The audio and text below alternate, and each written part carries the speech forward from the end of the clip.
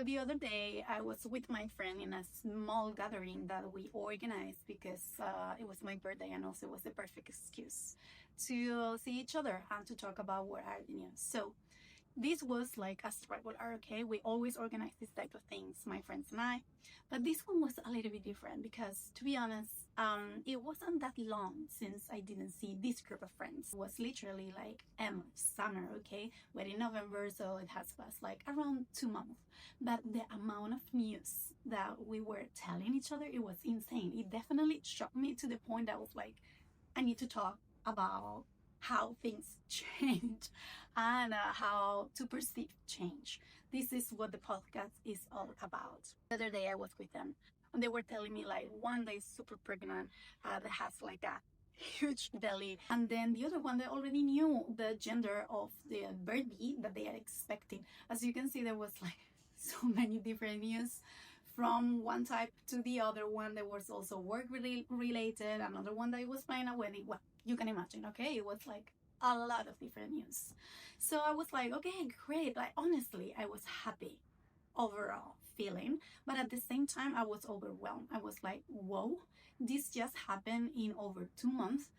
So yeah, I was like, thinking about it on my way back home, and that was the moment that I started reflecting into what actually change means and how do I perceive change, and these like mixed feelings of like happiness but also feeling a little bit overwhelmed by how fast things go sometimes, and also how changes can make you feel, because I felt a little bit like scary at first, and also for my lifetime experience, I have lived so many different changes, as probably you too, and the way that I have been handling that, it was definitely a determination in how I approach that moment. I'm 100% sure that this is not what it only happens to my group of friends because we are in our 30s. It's probably happening to you, to your group of friends, or for sure it happened to you in the past. So let me put you an example, okay? So let's say, like, I don't know, in our teenagerhood, you probably were like having these jeans or this t-shirt or this like jewelry that it was like super trendy at that time, and that you were thinking that it was absolutely the best thing, and that you will probably just stay with that style, or stay wear those jeans, wear that jewelry like forever. Okay, it was like, I'm absolutely not gonna go from like skinny jeans to baggy jeans. You got me, right? So we have like sometimes such a like a specific determination or like way that we perceive things that we don't imagine ourselves even on thinking that that's actually going to change. The surprise is that if now you compare your own style with the style and the things that you like in your teenagerhood, that has changed, and thanks God. So yeah, that's something, just an example of that actually things change so much. Normally you don't perceive that change as until you actually look back. I have that feeling that while my life has been changing, I'm not actually conscious about the many changes that is happening within the same month or the same 6 months. But when I reflect back, like a year has passed and I look back, I'm like, whoa, like that was me a year ago. That's actually crazy. And the thing about the change is that you cannot control. Okay, on today's podcast, we are going to talk about change and how you perceive it, how you can actually hug it in such a way, embrace it, so that you kind of like get yourself comfortable with these moments, life-changing moments. On this topic, there are two types of persons. So let's see who you are in this. Type A is actually the person who lives outside of their comfort zone most of the time. It's the typical person that travels all around, that have changed jobs quite a lot, that change friends or like travel here from there, and that it's just like that's the fuel in their life. And then there is another type of person that is they live in routine. Okay, they live inside the comfort zone, they do the same things, they are with the same friends all the time. They are not seeking for changes. Okay, if they come to their life, okay, they will need to deal with that, but they are not searching for that feeling. Maybe you are not fitting 100% in one type or the other one, but I'm 100% sure that as I was describing, you were like, I see myself more in this in this type of role. Okay, the thing about the change is that either for the type of person A or B, it's the same. They will come, and it's normally as a huge wave that sometimes you actually don't expect that change to come, that gets you, you know. It's like that feeling of like, why this is happening right now, why this big change, especially if it's something bad. My experience with change, it's actually like a roller coaster, let me put it like that. I'm definitely more a person who like to live outside of the comfort zone, especially because I'm an entrepreneur myself, so I believe that comes in the package. Okay, but changes in my life haven't been easy sometimes, especially when, as I was saying, they are bad. Just to put an example, I think in my professional career, the biggest inflection point it was when I actually got laid off. That was like a really hard one for me, but it was also a great inflection point because it got me to the point that I'm right now. Let me explain you. So basically, I was like, you know, living my best life. I was actually working for a company in Belgium. I was having a great salary, and also I was like, you know, working not too much, not too little, but not too much at the same time. You know, everything was fine. I was here in my home enjoying Canary Islands. It was like the ideal type of a scenario. And then one day, because of company's reasons and structuring, they decided to lay me off together with a lot of different colleagues, actually. That it was a change that I was not expecting to see coming. Um, it definitely caught me by surprise. Of course, like in this company, there were like things going on, so it was not 100% by surprise. But I was not prepared, let's say, okay? At that time, I was, you know, also evolving more professionally, and I was quite okay on the point that I was at. Of course, I'm a really ambitious person, so at the same time, I was also studying my second master in video game development. That was a crucial thing. So the fact that these two things were overlapping at the time, it make my next step move a little bit farther. But let's say that I was definitely not expecting that. It was that huge wave that it was coming to me, and you know, I was crying for quite some days. But then I was in like, okay, I'm in this situation right now, so what should I do? You know, it's like I'm not gonna stay here. There is this wave, and I love an expression that one of my friends shared with me, and she was saying like changes is like this big wave, as I was saying, that comes to you, and you have two options, okay? Or drawn to the bottom of the sea and like in the darkness and kind of like feel like sorry and feel pity for yourself, or just like, you know, try like to swim a little bit and also let the wave to bring you to the coast somehow, and see where you land. So that was actually what I did, more the second one. Of course, it wasn't an easy, as I'm explaining. It was a lot of like crying moments. It was a lot of like doubting about myself. But then I got kind of like an idea of, okay, if I don't have a job and I'm not seeing like the industry and like the job market is the best right now to make a switch, why I don't start my own company? It was kind of like a decision that I'm not 100% sure if I was like conscious about what I was getting myself into. But definitely, it was where I land, let's say. It was where this wave brought me to. I understood once I became an entrepreneur that changes, managing changes, is something that is going to stick with me for my entire journey on the entrepreneurial part. I feel that regarding changes, it's not something that you can control. Like if a change is going to come, it's going to come. These changes, when you have your own business, it could be at your business level, it could be because money, it could be because your team, someone is leaving, a new person is entering. It's not always bad, it's also like great things. But of course, you know, it's like changes, and at the end of the day, you need to be like mentally prepared for all of that. Has impact my business, that's something completely out of my control. So I feel that as an entrepreneur, you just need to learn how you can control your reaction to those changes. That's the only way, otherwise you're going to get crazy. So In that way, I perceive change. I will say like some people perceive it as something negative, but honestly, if you know how to control a little bit your reaction to that, it's always end up in something great. Let's bring back to the example that I was in. Of course, getting laid off is not something cool, and probably no one will choose that as oh, let me go to this change. But actually, that brought me to a completely different point professionally that I would have never imagined. That opened me so many new opportunities to meet people, to travel around the world, and most importantly, to work in my passion. Of course, the entrepreneurial journey is not an easy path to walk, but it's definitely rewarding. And I have always been torn and attracted to, like, change and how people actually embrace or react to these changes. And why I'm saying this is because one of my biggest references is actually a singer, a Spanish singer. It's called Rosalia.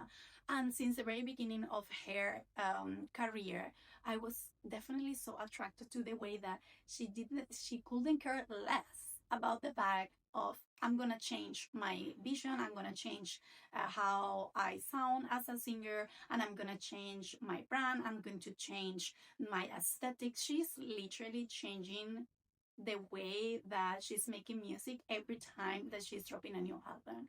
And she has been doing this since the very beginning.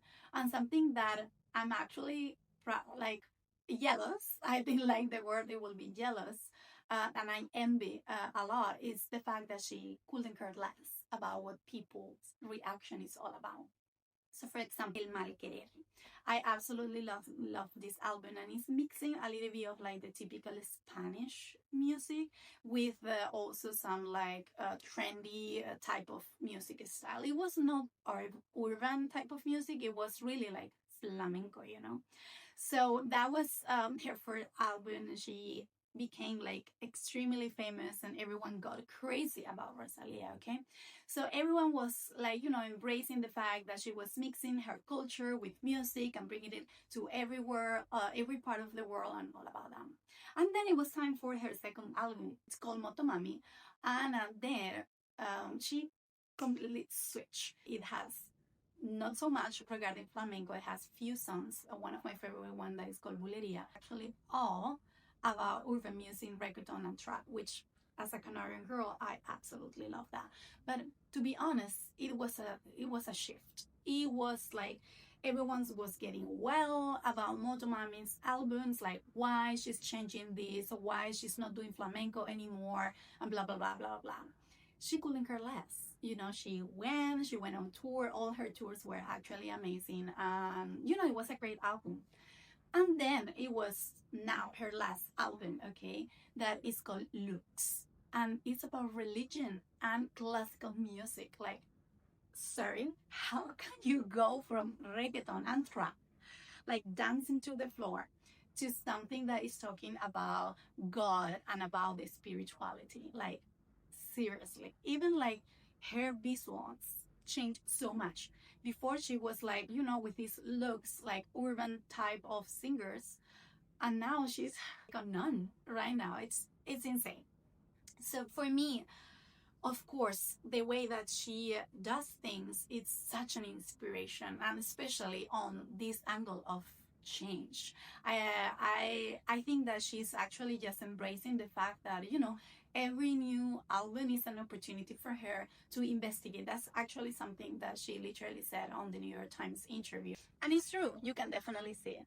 So I take so much inspiration from her and also from other people that are embracing their own change. Of course, embracing change and going through these periods is way easier if you have the support of your family, your friend, your partner, or someone like as a mentor or a coach, okay?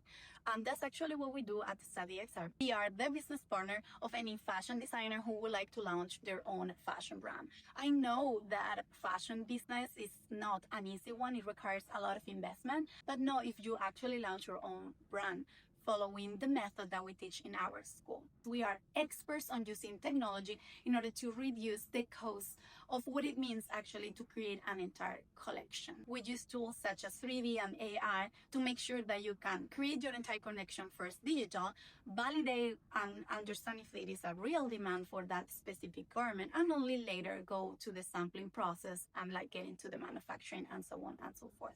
It's a very special, sustainable, and economically smart to actually launch a brand. We have helped in the past 25 fashion founders who, thanks to following the fake launch method, they have actually managed to launch their own brand. And now they're out there selling their garments.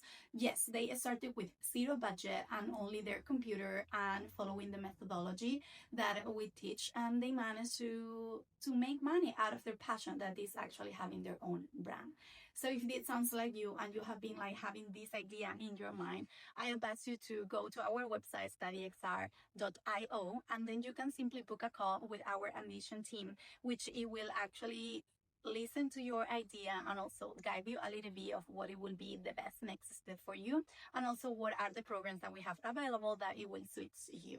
All our programs are tailored to each specific fashion founder. If you don't have any knowledge on business or on technology or even on fashion, that's okay, because we can actually make specifically a curriculum for you. You can take this as your sign to finally start that fashion business that you have been like thinking about for longer than you should. Get more information at studyxr.io. And if I'm saying that we have helped fashion founders, I'm gonna bring you an example, okay? Elena, who has a brand called Punk, absolutely beautiful. She's actually focusing all in streetwear, and she has this specific garment. It's actually a bell, like a bag that a bell bag actually, that has so many like different pockets. It's beautiful. I would put an image over here so you will understand better.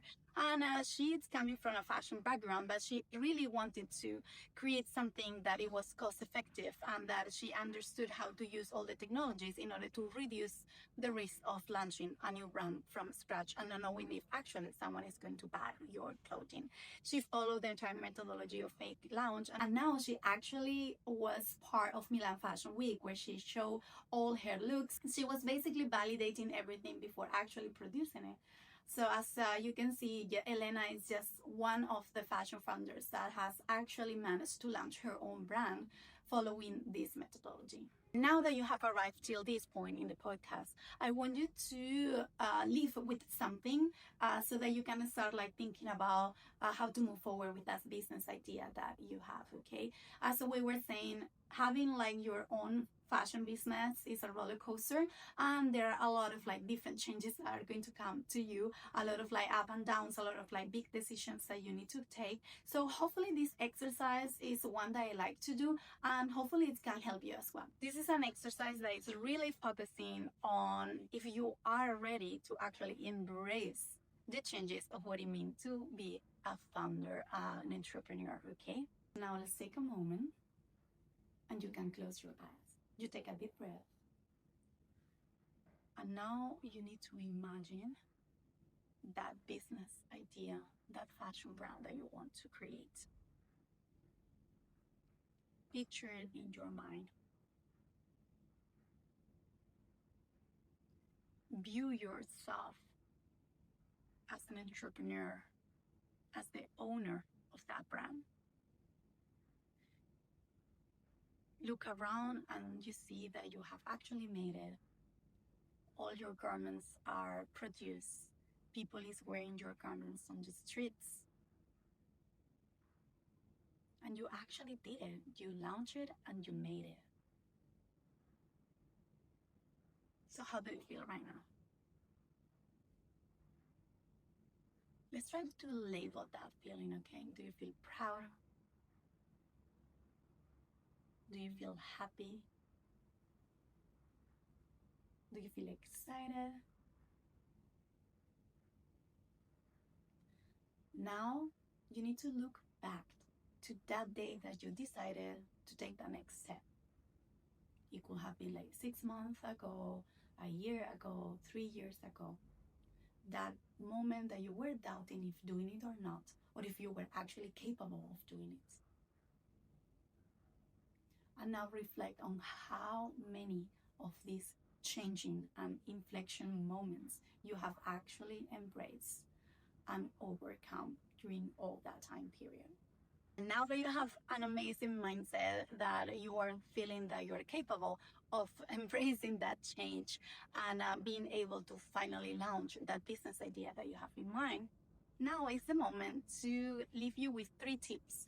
These are the 3 tips, the 3 advices that I give to every single fashion founder that I met on our mentorships, on our program, or that they are part of the community. Okay. Number 1, there are 3 key aspects of any business, and it's also for yours. It's what's your audience, what's your market, and what's your product. Normally, the product is what people come with, like more in shape, like they understand if they want to do jackets, or they want to do dresses, or they want to do shoes or jewelry. Like normally our fashion founders, when we meet them in during the admission call, they come with these ideas. Okay, it's like, no, I want to do this and that. But when we talk with them about, okay, what's your audience, what's your market, they're like, what's what? So let me explain you how to identify this for yourself, okay? An audience is basically the person that it will enter in your store, okay, or in your e-commerce website. Why this is important? Because before starting anything related with social media, you need to have clear what's your target. So then later you can actually talk to them, whatever you want to say, your key message and all about that. It's something that you will actually tell them. Second aspect is the market. This one, honestly, when we teach this in our programs, it's a little bit more complex for people to understand. But this is how I explain to them, so hopefully it makes sense for you as well. As a fashion brand, you are probably falling under the category of clothing or jewelry, so kind of like all the things that we wear, right? But you cannot go to your entire market. You actually need to go to a very specific. I'm going to put you an example. Nike is actually focusing on a market of sportwear, while, for example, Victoria's Secrets is actually on lingerie. Do you see, like, of course, they have products from here and from there, but they are a very specific market. So a way to actually understand what's your market is think about what will be your competitors. So now let's bring back to that person that it was actually entering your store, all right? If that person doesn't find the product that they want in your store, to which other store they will go? That's exactly your competitor. And now what you can do is basically just research or ask ChatGPT to look into what is actually the market of that brand. Number 2, you don't need money to start, you actually need a community. Of course, when you are starting a new business, probably what you have is a lot of ideas, but barely money. And something that I explain to our fashion founders is that you actually don't need that money right now. What you need is to build your own community. You need to perceive this community as your fan club kind of way, okay? Like these people that definitely love so much your brand and your business that they are like waiting for you to make that first drop. If you nurture this community, you bring them value, and you also make them part of this development of the product, of the collection, they will be there ready to actually go and buy online as soon, or in store as soon as you drop. People underestimate so much the fact of having a community, and this is something that you can do for free. You can just create a community on Instagram or some other places for communities, and just start like gathering people. This is people that definitely are loving your brand, and that most of the chances that they are actually going to buy something once you launch. And then the last tip number 3, it's use technology in order to create your collection instead of manufacturing everything first. I'm going to be sharing part of our methodology, the fake launch. And what we are actually doing is using 3D and AI combined tools in order to recreate your entire collection, but first only digital, okay? You don't actually need the garment in order to create a photo shoot. So let me explain you how it works. When you create a website and you put your entire catalog over there, some people that follow the traditional way, what they do is like they create the product, then they send it to sampling, then they go back and forth until the garment is perfect, then they bring the physical garment, they put it on a real model, like on a physical model, like a human, they take pictures which are digital, and then they put it on the website that is digital as well. That's a ton of money, and a lot of brands actually don't make it till the launch just because it's extremely expensive. The fake launch, what we do, it's basically we recreate everything first digital. The garment is digital, the model is digital, and only later you put in your website, which is also digital, and then you put it out there for people to actually sign up to the wait list or any other way to request or to show you that there is interest on that garment. As simple as that. And they give results that they literally look like a realistic photo shoot in order to create the entire catalog and don't waste thousands of money into producing all of this in a manufacturer there. If after listening to this podcast, you feel that you actually already, to embrace that change that it means having your own fashion business or starting something on your own, just to let you know that we are here to support you, that we believe that you can do it. We have seen so many fashion founders who has actually going through the same as you, and if they did it, you can do it too, of course. Today, we shared some valuable information in actually how you can control your emotions when it comes to be an entrepreneur, but then also how you can actually create your own fashion business without using that much money, okay? You can control the way that you perceive all these changes, and the economical changes in a business is actually quite important and quite crucial as well. Hopefully, all the tips and the exercise that we have shared today with you help you in that journey. And of course, if you need a little bit more of an extra help, just to let you know that we are here to support you. We have different programs available for depending in the moment that you are. You can see all of this program in studyxr.io. And if you get there and you are unsure about where you are, or how to move forward, about which is the best program for you, you can simply book a call with our admission team, and then they will actually help you. They will listen first to you, they will advise you with what the next step it is and what is the best program for you. And now I would like to finish this episode of the podcast with a really beautiful quote that one of my friends shared with me the other day when I was going through one of these big changes. You always feel that it's getting more difficult when you are about to reach the next level. Don't stop now. Now, of course, if you have reached to the end of this podcast, I would absolutely love to know what you thought about it. So please just go to the last post that we have on our Instagram and drop an emoji of like a hug. I know that you really like it and that you're about to embrace those changes. Wish you all the best, and I will see you in the next one. Mwah.